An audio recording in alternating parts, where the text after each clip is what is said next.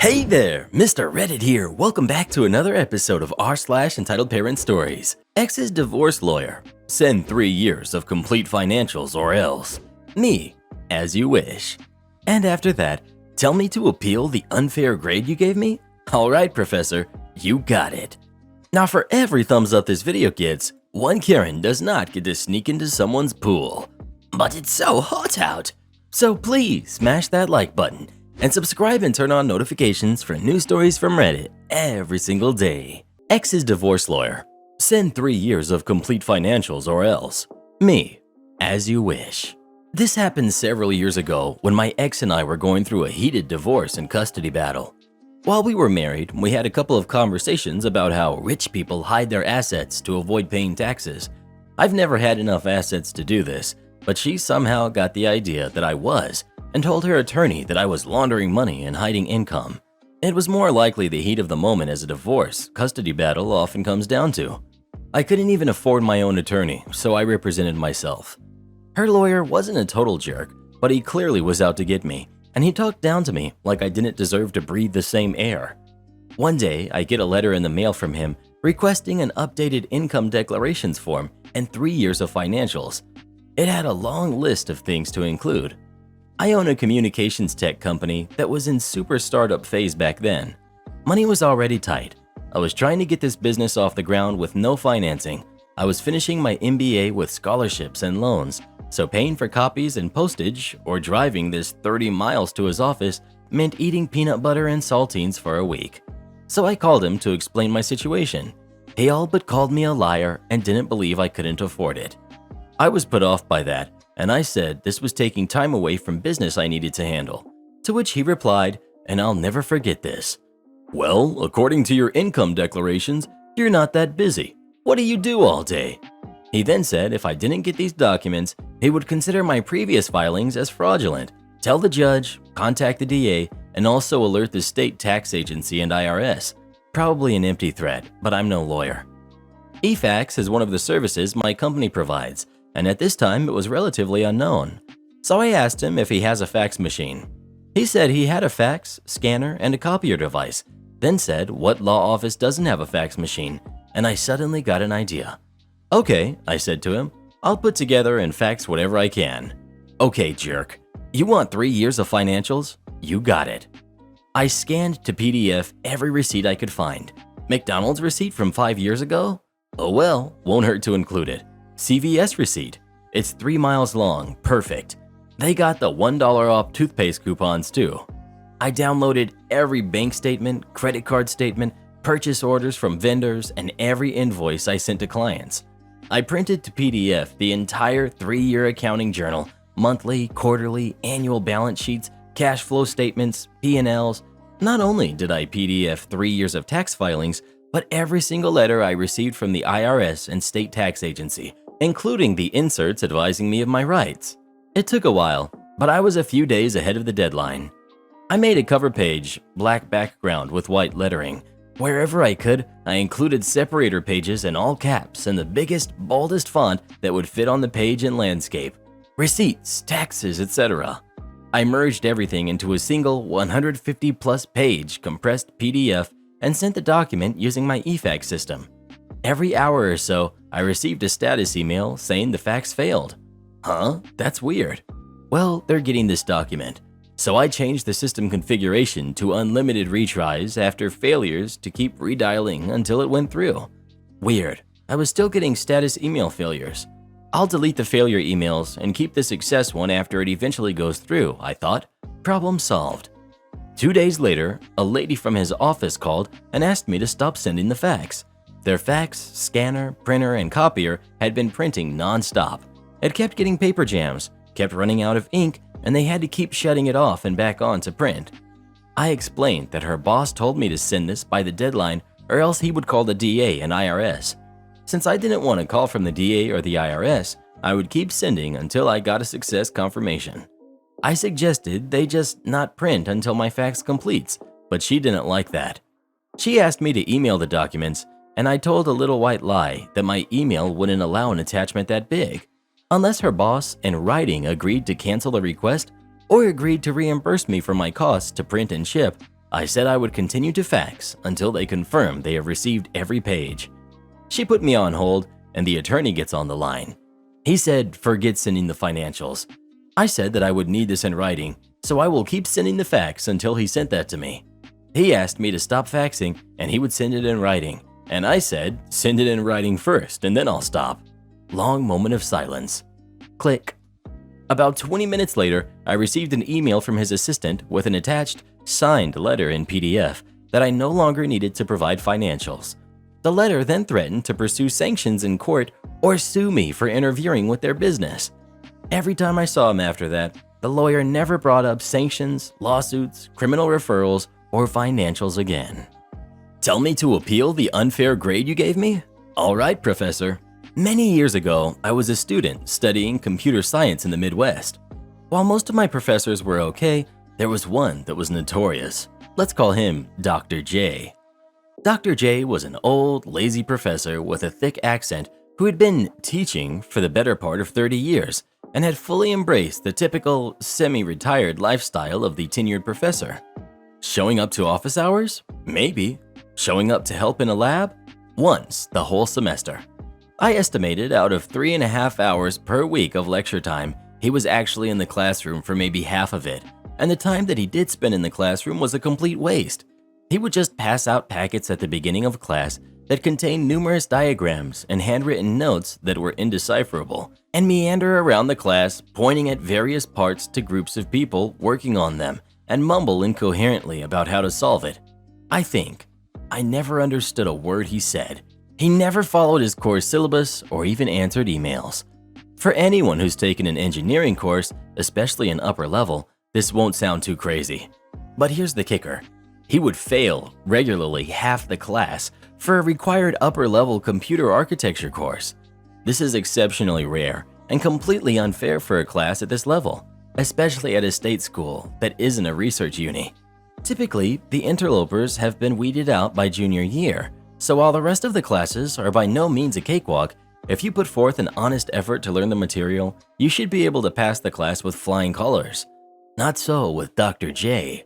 Failing a class at the level of this course would be devastating to your degree path since it was a required course. Dr. J was the only one to teach it, and it was only taught in fall. But Dr. J couldn't be bothered, despite the class average for his exams being something like 2 out of 15. Not that scores mattered, because you could get the same score as someone on all assignments and exams, but you'd fail the class for who knows why. Here's the malicious compliance. Lo and behold, I'm one of the 16 out of 31 students in the class that he failed that semester. And I failed having gotten very similar scores to a couple other students, but they passed. I went to Dr. J's office after the scores had been applied to our transcripts online to discuss the matter. Dr. J wouldn't have any of it. Doesn't matter that I had similar scores to other students that had passed. There's many ways I grade my students, and you failed. If you don't like it, you're free to appeal the grade, but you won't get it. The fact that the little jerk was sitting there in his chair trying to BS me upset me so much more that I decided right then and there to mess his stuff up. My school has a very well laid out and responsible grade appeal policy with many avenues towards getting the appeal approved. I knew that through some of the snide jokes they made, my other professors did not take kindly to Dr. J at all, so it wasn't just the students that strongly disliked him. Well, when you appeal a grade, the other professors in the department are the ones who get to decide whether or not you actually passed, given certain evidence. It's practically criminal what he gets away with, were the words of my faculty advisor. Now, my original plan was for me to just file an appeal and move on, because I knew I'd get it. But Dr. J had poked the bear, and now I was mad. So I reached out to everyone in the class, very easy since we were all on a Slack channel together, and set a meeting in a conference room in the library. I guess I underestimated how much everyone hated Dr. J, because everyone from the class showed up. I laid out my plan. Everyone file a grade appeal, even if you passed, if it'll help your GPA. At my school, a grade appeal will replace your letter grade with a satisfactory, which means you get credit for the course without a grade that affects your GPA. I had enough appeal forms pre-printed before the meeting so that everyone could fill it out together. It was the happiest I'd ever seen that group of people the entire semester. I think the final count of appeals was something like 22. Everyone whose GPA could be improved with a satisfactory applied for one. You should have seen the look on the department chair's face when we showed up with a stack of appeals. No department in the history of this school had ever had that many appeals and complaints for a single course, let alone a single professor. I know this because the dean sat us all down and said so. There were so many appeals, they had to bring us into the faculty panel in groups of 3 to 4, not that it mattered. The whole thing was a formality as the die was cast. 2 weeks later, we heard the news. Everyone, literally everyone, had gotten their appeal approved. Dr. J was given a formal warning by the uni and had most of his courses taken away, and they're now taught by other people. He still holds on to the computer architecture course and some freshman intro classes, but from what I've heard, he hasn't failed anyone for a long time. So, if you're a lazy jerk of a professor, be warned, you might get someone like me for a student who gets revenge on you and turns your job upside down. Entitled parent steals my badge and risks jail time over a gallon of milk. A little background to start off. I started a new job with the county about a month ago. I was hired to be a juvenile correction specialist. It's not a glamorous job, but I absolutely make sure my clients are safe, afforded every right they are entitled to, and I treat them with respect and dignity. That being said, I don't live in a great area, and my uniform looks a lot like a police officer's uniform, so I never wear it outside of work if I can help it, just because I don't want to deal with potential issues, which seems to be the right call after this incident. It is also important to note that during my orientation, my training officer spent a literal hour explaining the many ways that are appropriate and inappropriate when it comes to representing oneself. For instance, in our country, I'm considered and therefore legally allowed to refer to myself as an officer of the peace, an officer of the county, an officer of the court, and a correctional officer. At no point and for no reason am I ever legally allowed to represent myself as or imply that I am an officer of the law, a police officer, or any other title of that nature. If someone assumes I am a cop, I legally have to correct them or I could potentially lose my job, be fined, or even arrested based on the situation. I will point out, however, that my uniform and badge carry the same legal obligations and repercussions when it comes to damage, theft, etc., because it's all considered county property. So yesterday, I got done working a double and get ready to leave work. I hadn't expected the forced overtime, so I hadn't checked the weather for my evening shift. Lo and behold, I had left my windows cracked through a rainstorm, and my extra shirt and jacket had gotten soaked. This would have been fine because it was dark, so I wasn't worried about someone seeing me going from my car to my house. But we were out of milk, and I really needed to stop at the Mart of Walls. Normally, I'd just take off my uniform shirt and badge and throw on my extra shirt, but I didn't feel like donning a soggy top or going into the store in the tank top I wear under my uniform shirt. Plus, it was 15 minutes till close, and I was just running in and out. So what's the worst that could happen? I ran in, grabbed the milk, grabbed some ice cream because why not, and headed to self-checkout. The line was pretty long and wrapped around towards the entrance, so I was in the entitled lady's direct line of sight when she stepped through the doors. While she didn't fit the mold of the traditional Karen, I think she still counts. She was an older lady, probably in her 50s, in heels and a very low-cut sundress, fake tan and fake hair. I clock her making a beeline straight for me in my periphery and continue staring straight forward because something about her seemed a little off. Maybe it was the odd gait with the slight stumble every few steps, or the fact that she was kind of mumbling to herself, but I had a feeling she was under the influence of something. She got about 5 feet away and I could smell the alcohol emanating from her. She then reached out and firmly tapped on my shoulder. The following is our conversation, nearly word for word as best as I can remember. Karen: "Excuse me, I'm so glad I made it before they closed." Me: "That's great." Continue staring forward, attempting to ignore her. "Well, I just came in because I really needed milk for my kids' breakfast tomorrow. Do you think you could help me out a bit?" Me: "Sure. The milk is on the wall at the back of the store. Just head straight back down that main aisle and you'll walk straight into the dairy section." She looks at me dumbly for several seconds. "Well, that's not really what I meant. You see, I noticed that you have the same kind of milk that my family drinks, so I thought maybe you could let me have it. That way I can get home to my kids sooner."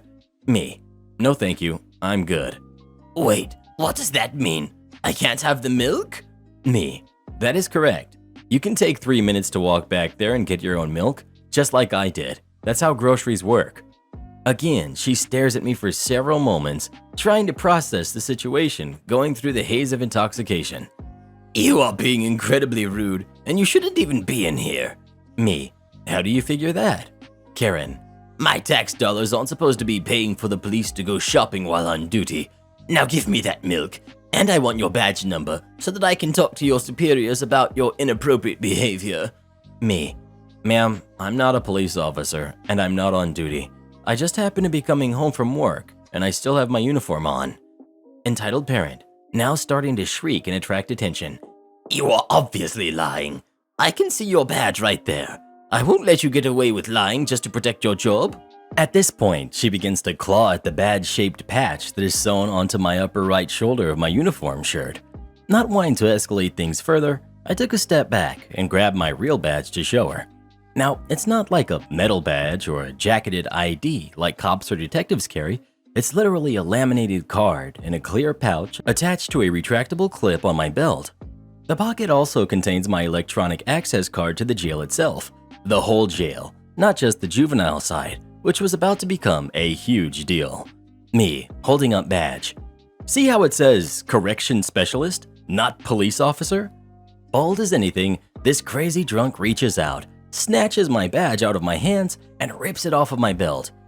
Now at this point, the bystanders that had been nervously standing and muttering amongst themselves went silent because, like most sane and rational human beings, they realize that it's never a good idea to take the badge of someone in a uniform, whether they are a cop or not. I myself took a moment to respond because I truly could not understand the idiocy of stealing anything, let alone a badge over a gallon of milk. I would have been within my rights to grab her and force her to give it back, but again, I didn't want things getting out of hand, so I decided to reason with her. Me. Ma'am, I don't think you realize the consequences of what you've just done. This is the badge of a county officer, and stealing one is a misdemeanor if you're lucky. However, behind that badge is my swipe card for the jail. You've literally just stolen a key to the county jail, which is a felony with a potential 10-year sentence. This is absolutely true, by the way. I think you should probably hand it back to me now because I don't think a gallon of milk is really worth a decade of your life. Karen, now starting to look a little nervous. That's not what I meant to do. Looking at the bystanders for support. You saw how she was being rude to me, right? I was just trying to get her information and she wouldn't give it to me. I didn't do anything wrong, right? Unbeknownst to either of us, one of the customers ahead of us was either an off-duty cop or retired, I couldn't tell which. He piped up with, Ma'am, I'd do as the officer suggests if I were you. I can't slap cuffs on you right now, but I've got a few guys on speed dial that would happily do it for me. And since they patrol this area, I'd say you've only got a couple minutes to make your choice.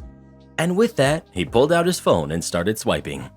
All the color drained out of Karen's face, and she basically flung my badge at me as she rushed out of the store, ranting and mumbling loudly, something about how it was just a gallon of milk. I thanked the older guy and told him not to bother calling anyone. Everyone got through the checkout like responsible adult human beings, and I got to go home and enjoy my ice cream, having learned that I should really just do my shopping on my days off. Edit. Not that it matters in context of the story, but I'm a smallish woman. It makes it a little bit funnier to me since I don't think I look anything like a stereotypical cop. Yes, I know there are many fabulously skilled women of all shapes and sizes in all branches of law enforcement. Also, I do agree with many of you posting that the cops should have been called because she was intoxicated. I probably should have thought that through better. All I can say is that the whole situation really threw me off because of her behavior. It was just so out there. I was just glad that she finally left me alone before it became a huge deal and didn't really think anything beyond that.